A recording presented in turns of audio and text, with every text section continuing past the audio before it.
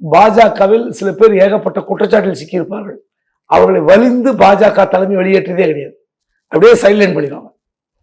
நீங்க தமிழ்நாட்டில் எத்தனையோ பொறுப்பாளர்கள் பார்த்திருப்பீங்க. அகில இந்திய அளவில் இருந்து பொறுப்பாளர்கள் அவங்களாம் எங்க இருக்காங்க?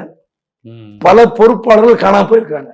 என்னன்னா சைலண்ட் பண்றது அவ்வளவுதான். அப்படிதான் அண்ணாமலைக்கு நடக்குமே தவிர அண்ணாமலை கட்சி விட்டு நீக்கம் பாஜக ஒரு காலம் பண்ண இல்ல. பாஜக நீங்க சொல்ற அந்த யுக்தி எனக்கு புரியுது. தனது கட்சியினுடைய அடையாளமாக இருந்த RSS கருத்தியலோடு நெருக்கமாக இருந்த ஒரு மூத்த தலைவர், பாஜக தலைவர், அவரை அந்தரங்கமா போட்டு அவமானப்படுத்தினார் இவர். அவருடைய கட்சி பணியோட பார்க்கும்போது அண்ணாமலை எல்லாம் ஜூனியர் தான். அவர் சங்கர மடத்தோட நெருக்கமானவர். அவர், நிர்மலா சீதாராமன் அவங்களாம் சங்கர மடத்தோட அவரையே காலி செஞ்சாங்க. அவங்கெல்லாம் டெல்லி லாபி, பிராமின் லாபி உள்ளவங்க. ஒரு பிராமின் ஜனதா பார்ட்டின்னு பேசக்கூடிய ஒரு கட்சியில அந்த அளவுக்கு பிராமின் லாபி, சங்கர மடத்துடன் தொடர்புடைய அவரையே அவமானப்படுத்தினாரு அண்ணாமலை. அப்ப கூட டெல்லி தலைமை அண்ணாமலை பக்கம் தானே நின்றுச்சு.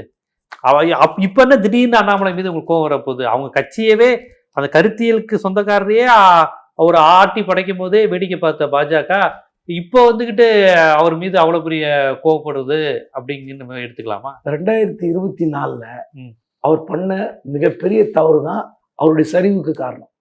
2024 அதிமுக கூட்டணி அமைந்தால் அந்த கூட்டணி வெளியேறதுக்கு காரணம் யாரு? அண்ணாமலை.